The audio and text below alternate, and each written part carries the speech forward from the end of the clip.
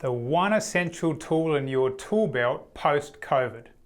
Hi everyone, Angus, Pryor here, #1 Amazon best-selling author and practice growth specialist. In this video, I'm going to talk to you about an essential tool in your tool belt post-COVID. I say post-COVID, but what I really mean is post the start of COVID. And of course, the other factor in Australia is that we find ourselves in a recession as well. But there is one essential tool in your tool belt at this time. And to help you understand what that is, I need to tell you a little story.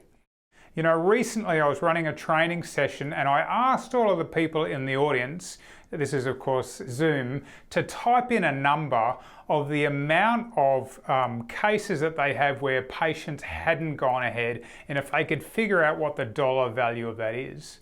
And I can tell you, most practices that responded, it was hundreds of thousands of dollars. Now, I'm not saying this is the only reason why people don't go ahead, but one thing that's obviously a factor is finance, isn't it? And really it's a case of competing priorities. In terms of an essential tool in your tool belt, from my point of view, you absolutely should be offering payment plans, particularly when they're so easy and so important for your patients. But before you go, oh, I don't think I want to do payment plans, let me ask you something.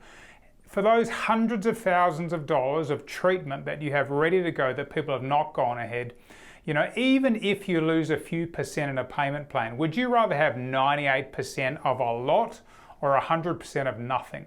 Because those are your alternatives if you're not offering payment plans. Now, in very simple terms, there are two different types.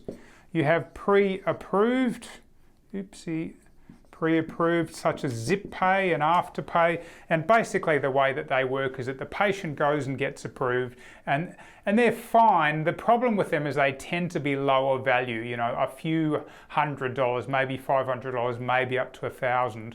But the other one would be what I'd call approval based.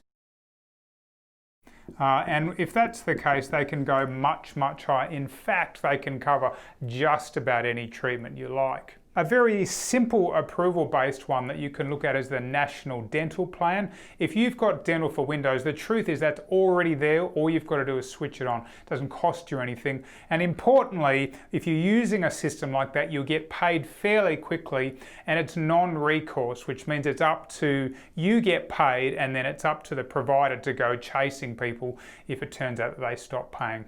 So for me, in my mind, post-COVID in a recession environment, you absolutely should be offering payment plans.